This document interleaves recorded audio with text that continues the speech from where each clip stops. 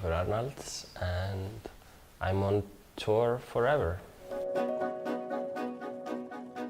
I think what keeps me going is like this constant search for something new, like this feeling when you discover something that you feel like you're the first one to discover, even like on this minuscule scale.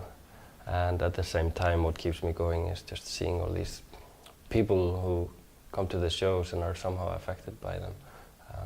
It makes all the troubles worthwhile. I think my favorite moment this year was playing the Royal Albert Hall in London.